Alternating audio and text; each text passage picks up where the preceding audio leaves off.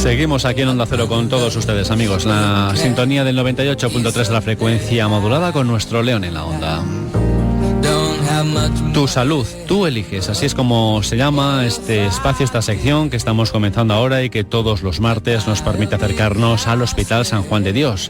Gracias a esta sección ya saben que tenemos la oportunidad de charlar con los profesionales que realizan su labor médica en este centro hospitalario Leones, cuyas instalaciones, por cierto, han sido recientemente renovadas y que colaboran y mucho a ofrecer la mejor atención a los pacientes allí ingresados o que pasan a recibir consulta. Les recuerdo, amigos, que para solicitar consulta en el Hospital San Juan de Dios con sus especialistas lo pueden hacer bien llamando a su teléfono 987 23 2500, 987 23 2500, o bien a través de la web del hospital www.hospitalsanjuandedios.es. Bien, pues esta mañana en esta sección, Tu salud, tú eliges, del Hospital San Juan de Dios, vamos a hablarles de las pruebas de esfuerzo, entre otros temas, porque tenemos una invitada con la que seguro será muy interesante charlar los próximos minutos. Es la doctora Gloria Álvarez, que es cardióloga allí en el Hospital San Juan de Dios y a la cual saludamos ya rápidamente.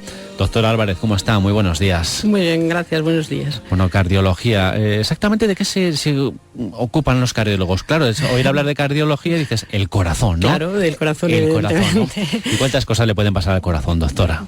Pues le pueden pasar muchas cosas. Les puede pasar una cardiopatía isquémica, una arritmia, hay enfermedades congénitas del corazón. Muy raro tumores. Los tumores cardíacos son muy raros, muy raros. Sí, a no ser que sean metastásicos, o sea, que vengan de un tumor en otro sitio, pero en principio nuestra especialidad está casi limpia de tumores malignos. Hay algunos benignos, raros también, y en general es lo que tenemos, insuficiencia cardíaca, como resultado de casi todas las anteriores. ¿Y cuidamos como debiéramos nuestro corazón? ¿Le tratamos bien? Le tratamos bien. Yo creo que cada vez intentamos tratarle un poquito mejor. Yo, aunque soy cardióloga y no neumóloga, pero me parece que esta nueva ley, me voy a meter donde no me llaman, ha sido muy beneficiosa para el corazón. La ley antitabaco. Fumar es un factor de riesgo cardiovascular muy importante que tenemos que evitar. La hipertensión hay que controlarla, la diabetes, intentar hacer ejercicio físico. Quizá en este sentido los españoles somos un poco sedentarios, pero bueno, en general yo creo que intentamos cuidarnos. Y debemos... Intentamos cuidarnos, que lo consigamos ya... Sí, eso es otra cosa. No, le iba a preguntar, doctora, ¿y debemos empezar a cuidar nuestro corazón desde jóvenes o nos empezamos a acordar de él quizá a veces demasiado tarde, ¿no? Hombre, generalmente nos acordamos de Santa Bárbara con Truena, pero yo creo que debemos empezar a cuidar, a prevenir, más que cuidar desde jóvenes, pues eso, hacer una vida sana, lo más cuidar las grasas, la comida, la ingesta de sal, evitarla excesivamente. Todo esto lo tenemos que hacer no porque tengamos nada, sino para evitar tenerlo en el futuro. Yo creo que sí. ¿Sigue siendo el infarto de miocardio una de las principales causas de muerte aquí en nuestro país, doctora? Pues es todavía, la cardiopatía isquémica es una causa muy frecuente de muerte todavía. Sí. Quizá la estamos retrasando un poco más, pero bueno, tenemos poblaciones cada vez mayores y la cardiopatía isquémica, el infarto, angina de pecho, todas las alteraciones coronarias, pues son muy frecuentes todavía, sí. ¿Por qué se produce un infarto, por cierto? Pues un infarto es eso, una falta de riego en una zona del corazón, que se produce generalmente por una estenosis en una arteria que está... no estrechada del todo, sobre ella se hace un trombo, queda una zona de riego del corazón y esa zona se muere por falta de sangre. Ahí lo ideal es llegar cuanto antes a un hospital para intentar revascularizar esa zona antes que la isquemia que se está produciendo al principio, la falta de oxígeno, sea tan irreversible que esa zona quede muerta.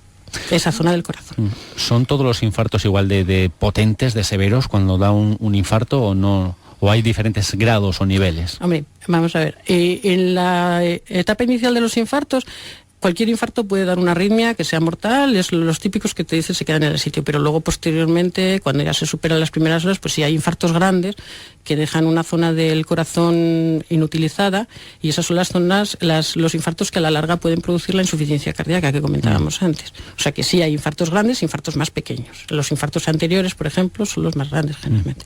¿Avisa un infarto? A veces sí, a veces no. Hay algunos que es el primer aviso es el infarto. Otras veces previamente hay una angina de pecho, los típicos avisos de la gente, que me duele mientras camino y me paro y se me quita, y ahí es cuando hay que consultar para prevenir. para prevenir ese infarto, porque en ese momento la angina es reversible, el infarto ya es una zona del corazón que queda muerta ya pasiva. Entonces, ¿qué es una angina de pecho? Pues una angina de pecho es una falta de riego del corazón que luego se recupera porque todavía pasa sangre suficiente, en ocasiones como ejercicio físico, estrés o así, el corazón necesita más sangre y el corazón se queja, dice, ay, me está doliendo, me está faltando, párate.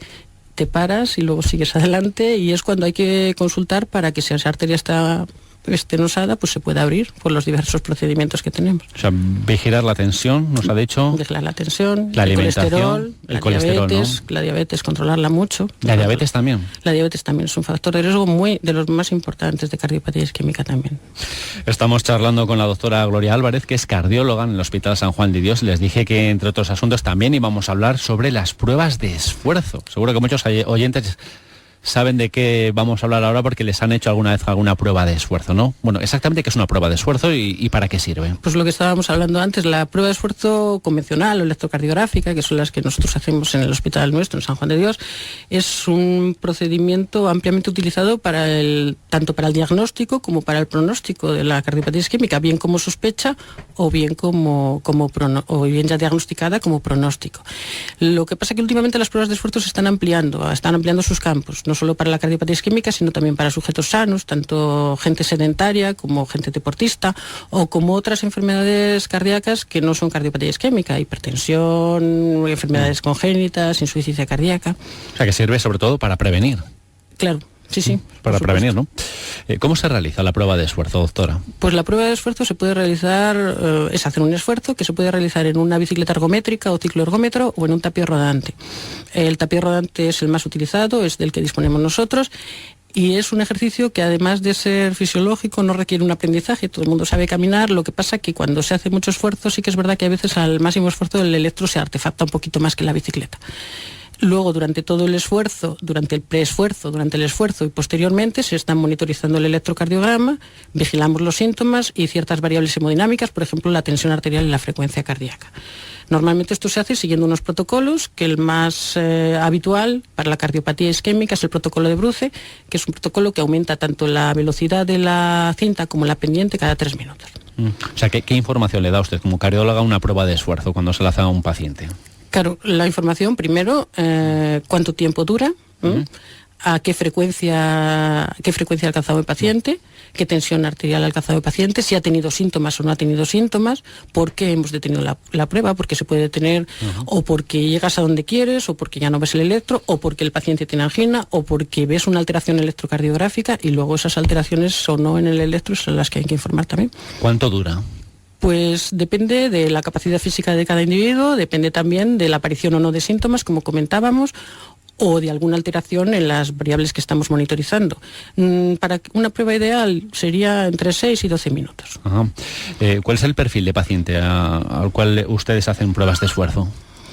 Pues ya te digo, la fundamental, la cardiopatía isquémica, tanto como diagnóstico como pronóstico. Pero últimamente estamos empezando a hacer también pruebas de deportistas, porque en algunos casos está indicado y bueno, cada vez la gente se cuida más, lo que comentábamos, y quiere hacer ejercicio, pero seguro, lo más seguro posible. No hay ninguna prueba que al 100% te dé ninguna seguridad, es una desgracia, pero así es. Doctor Álvarez, ¿es segura la realización de una prueba de esfuerzo? Sí, en general es un procedimiento considerado muy seguro habitualmente. Se estima que puede presentar un caso de cada 10.000 pruebas, un fallecimiento, eso sí. Pero en la sala disponemos de métodos para intentar las posibles complicaciones atajarlas. Disponemos de un desfibrilador, por supuesto, de medicamentos y de cosas para poder realizar una resucitación cardiopulmonar correcta, o para atajar las posibles arritmias, crisis hipertensivas, hipotensiones que pueden surgir. En principio, uno de cada 10.000 fallecimientos, de cada 10.000 casos, y yo no he tenido ninguno, te lo tengo que decir. Todavía no estoy dentro de la estadística. ¿Existe alguna contraindicación para realizar esta prueba? Bueno, pues sí, existen contraindicaciones. Por ejemplo, haber tenido un infarto de miocardio muy reciente, antes de 5 días, no se puede hacer una prueba de esfuerzo, 5 o 7 días. O tener una estenosis aórtica severa sintomática, o ciertas arritmias que también son contraindicaciones, un embolismo pulmonar, una disección de aorta. Y sobre todo, y también que un paciente no quiera o no pueda hacerlas. pero existen protocolos modificados incluso para gente mayor. En esos casos empezamos con el esfuerzo a bajas cargas y aumentamos la velocidad más paulatinamente. O sea que hasta la gente mayor me la hace tranquilamente. Sí. ¿La prueba de esfuerzo la pide el paciente o es el cardiólogo, el especialista, el que aconseja al paciente hacérsela? Lo ideal sería que antes de hacer una prueba de esfuerzo hubiera una exploración física, una historia, descartar estas contraindicaciones. Si el paciente se lo pide y hago la prueba de esfuerzo, pues no estoy segura de que no tiene ninguna de estas causas que lo contraindican. Lo ideal es que sea enviado por un médico. Que sea enviado por un médico. Por ¿no? un médico especialista. Doctor Álvarez, hablaba antes de los deportistas, ¿no? Además ahora cada vez hay más gente que afortunadamente que hace deporte. También se les hace pruebas de esfuerzo, como usted nos ha comentado. ¿Cuáles son las indicaciones específicas para la gente que hace regularmente deporte? Sí, en realidad las pruebas de esfuerzo suponen una herramienta fundamental por dos cosas para el deportista. Primero, como tutela de su estado de salud para saber si tiene una enfermedad cardíaca, y luego también en algunos casos se utiliza como apoyo científico médico al proceso de entrenamiento para saber umbrales anaerobios y eso. Desde mi punto de vista, desde el punto de vista cardiológico, las pruebas de esfuerzo en deportistas están indicadas en un deportista que o bien tenga una enfermedad coronaria, una cardiopatía isquémica diagnosticada o una sospecha, para ver si puede realizar ejercicio. Sí. En pacientes que tienen alteraciones, en pacientes que no son pacientes, en deportistas, vamos a decir, que tienen alteraciones electrocardiográficas basales, para saber cómo se comportan esas alteraciones electrocardiográficas con el esfuerzo. Y luego, en deportistas mayores de 35 años con 2 o más factores de riesgo cardiovascular estaría indicado como despistaje de cardiopatía isquémica, y en deportistas menores de 35 años pero con antecedentes familiares en familia de primer grado de muerte súbita, sobre todo muerte súbita relacionada con el deporte por ciertas enfermedades congénitas que puede haber. Las pruebas de esfuerzo que también las hacen allí en el Hospital San Juan de Dios. Hemos tenido con nosotros, hablándonos de ellas, a la cardióloga del Hospital San Juan de Dios, la doctora Gloria Álvarez. Doctor Álvarez, muchísimas gracias por haber estado esta mañana aquí con nosotros en la sintonía de Onda Cero. Muchas gracias a vosotros.